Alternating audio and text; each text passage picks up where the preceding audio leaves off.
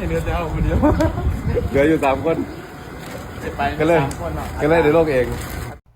เป็นเกียรติอย่างยิ่งสำหรับน้องตายเด็กชายจากเมืองล่องแจ้งที่ทำภารกิจช่วยกอบกู้คนติดถ้ำมื้อนี้เป็นเกียรติที่สุดได้ออก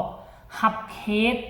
กับอาจารย์ติงลีและคุณทรายเล่งท่านผู้ชมเอ้ยน้อยนักน้อยหนาที่จะได้ออกเคสไปหับผู้ป่วยไปหับคนเจ็บน้ำอาจารย์ตั้งแต่ก้าวขามาอยู่กับอาจารย์นี่เป็นครั้งแรกถ้าค่อยจำบุผิดสบายดี FC แฟนคลับทุกทานมาพบมาพ่อกันในคลิปนี้โอ้โหแสดงความยินดีกับตุนตายด้วยเด้อเนาะทานผู้ชมเอ่ยบ่คิดบ่ฝันว่าจะมีวันนี้ปกติแล้วพวกเขาก็จะได้เห็นตุนตายที่ออกเคสก็จะได้ออกกับน้องๆอาสาสมัครคนอื่นๆรวมทั้งคุณทรายเล่งเนาะไอ้เล่งนี่จะเป็นตัวตั้งตัวตีที่นำพาน้องๆแต่ว่ามื้อนี้เกิดอีหยังขึ้นท่านผู้ชมเอ่ยอาจารย์ติ้งลีต้องได้ลงมือเองตั้งแต่เศร้าพุ่นว่าซั่นเด้ทั้งตุนตายก็ได้อนามัยศาลเจ้าก็อนามัยผู้เดียวเลยพัดสีสวีวันเนาะคัดหั่นคัดนี่ล่างหั่นล่างนี่มือนี่ตุนตายเป็นพระเอกพวกเจ้าฮู้บ่เป็นหยังจึงว่าเป็นจังสั้นเป็นหยังมื้อนี้ตุนตายต้องได้ลุยและเป็นหยังอาจารย์ติ้งลีต้องได้นำพาทีมงานออกเคสเองซึ่งเป็นเรื่องเล่าที่น่ายินดีกับตุนตายเนาะการที่มีอาจารย์ยืนอยู่ข้างกายการที่มีระดับอาจารย์นี่ไปนำนี่ห่วยจะได้เบิงวาดเบิงทรงจะได้สังเกตการเคลื่อนไหวการเว้าการจาของอาจารย์ติ้งลีเว้าแนวใดเฮ็ดแนวใดวางโตแนวใดคือตุนตายจะได้ข้อมูลข่าวสารจะได้สังเกตอุ้ยคือมหาศาลเลยการไปกับอาจารย์ติ้งลีเพราะอีหยังว่าตี้เพราะว่าแนวนี้ทุกคนเอ่ยมือนี่จักเป็นอย่างมือว่านี่เราเป็นมือเข้าพรรษาทั้งไทยและลาวก็เป็นมือเดียวกันแล้วน้องๆอาสาสมัครกู้ภัยคนอื่นๆบ่มีผู้ใดอยู่ท่านผู้ชมเอ้ยอาสาสมัครกลับบ้านเนาะก็คือว่าและอาสาสมัครก็คืออาสาสมัครเวลาที่เขาเจ้ามีเวลาวางเขาเจ้าจึงมาด้วยความสมัครใจขั้นกรณีว่าเขาเจ้ามีเวียกมีงานอยู่ทางเฮือนทางซานเขาเจ้าก็สิพากันไปเวียกเฮือนเวียกซานของเขาเจ้าบาดนี้เหลือแต่ทั้ง3 คนนี่ไหนบาดเนี่ยขั้นสิปล่อยให้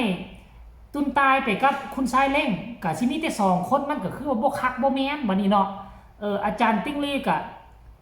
ไปและขนาดว่าบ่สบายได้เป็นวัดเป็นไออยู่เนาะเห็นเอาผ้าปิดปากอยู่ก็ไป ต้องได้พาลูกศิษย์ไปเพื่อเป็นการประเดิมสนามน้ำกันเป็นครั้งแรกระหว่างอาจารย์ติ้งลีกับน้องตายประเดิมสนามน้ำกันครั้งแรกเลยโว้ยหลังจากที่เฮียนทฤษฎีน้ำกันมาหลายแล้วมาลงปฏิบัติตัวจริงน้ำกันจะครั้งนึงก่อนนะนี่เห็นบ่ก่อนสิไปกับทั้งศิษย์ทั้งอาจารย์ก็เว้านัวหัวมวน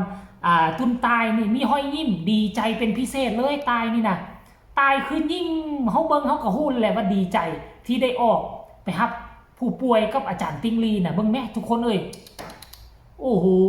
ยังโชคดีที่ว่าอาสาสมัครคนอื่นบ่อยู่ขั้นกรณีว่าอาสาสมัครคนอื่นอยู่แล้วก็แม่นแล้วอาจารย์ติ้งลีบ่ได้ไปนำตายก็สิได้ไปนำอาสาสมัครคนอื่นโอ้อันนี้ถือว่าโชคดีเด้บ่เอิ้นว่าเป็นการเมื่อยหยังดอกเฮ็ดเวียกตั้งแต่ตอนเช้าก็เฮ็ดผู้เดียวว่าซั่นเด้เพิ่นว่าน่ะยังโชคดีที่มีคุณชายเล่งอยู่นำ3 คนศิษย์อาจารย์พากันออกงานทานผู้ชมเอ้ยเอารายละเอียดจะเป็นแนวใดค่อยมีคลิปสั้นๆเด้อประมาณ20-30 วิอยากจะให้ทุกคนไปชมอยากจะให้ทุกคนไปเบิ่งน้ำกันสังเกตดีๆว่าสีหน้าท่าทางตุนตายจะเป็นแนวใดเราดีใจบ่หรือว่าเราบ่ดีใจให้ไปเบิ่งเลยยิ้มบ่หยุดยิ้มบ่ย้อนทานผู้ชม FC แฟนคลับเอาไปชมพร้อมกันเลยมื้อนี้สิพาน้องตายไปรีเฟอร์คนไข้ระยะสุดท้าย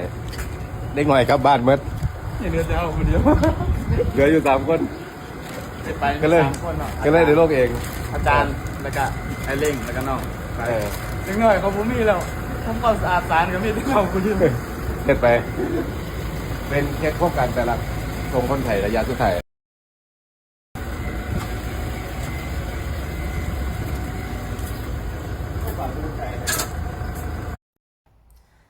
เห็นบ่เป็นคลิปสั้นๆแต่มันมีความหมายที่สุดสำหรับตุนตายเด้อมีความหมายที่สุดเลย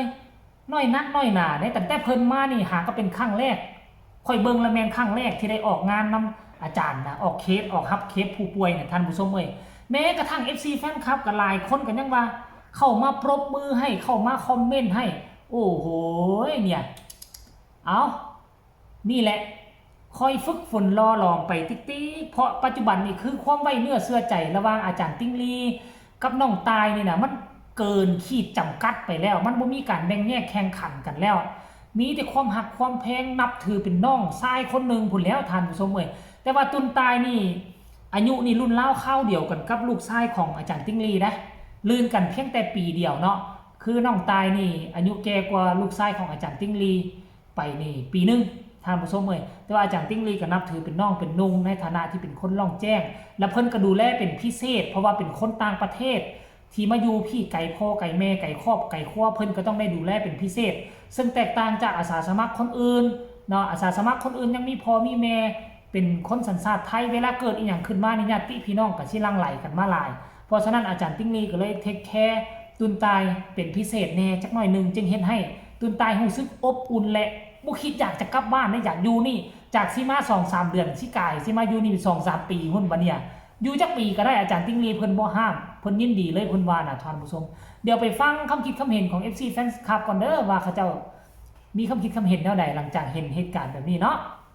คอมเมนต์นี่บอกว่าส่งฟรีบ่ครับว่าซั่นอาจารย์ติ้งลีตอบว่าใช่ครับว่าซั่นเด้ผู้ต่อมาก็บอกว่าสู้ๆไปด้วยกันจ้าว่าซั่นเด้กลับไปกลับมารับผู้ป่วยเดินทางปลอดภัยเด้อจ้าว่าซั่นอาจารย์ติ้งลีกับน้องตายเห็นบ่ล่ะคนนี้ก็มาคอมเมนต์ว่าอาจารย์ออกงานเองเรือวันนี้ว่าซั่นเด้อาจารย์ไปรับฮารุนโซโลไปส่งบ้านด้วยนะครับโอ้มันไก่หมดต่างประเทศเนาะคอมเมนต์นี้ก็บอกว่าสาธุนำเด้อปรบมือให้เด้อว่าซั่นคนนี้ก็โอ้ยส่งใจมาให้ส่งพลังนะครับว่าซั่นเดสุดยอดว่าซั่นเดเฮียนนำอาจารย์เด้อเอาความรู้มาพัฒนาประเทศเฮาเห็นบ่ล่ะทุกคน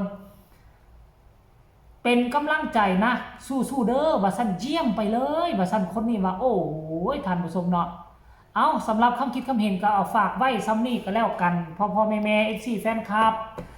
บ่ว่าจะฟังไทยฟังลาวได้เห็นการเคลื่อนไหวครั้งแรกน้องตายก็ดีอกดีใจปราบปลื้มใจที่ได้ออกงานออกรับเคสออกรับผู้ป่วยกับอาจารย์ของเพิ่นก็หวังว่าจะได้ร่วมงานกันออกงานนำกันแบบนี้ตลอดก็แล้วกันเด้อทุกคนเนาะ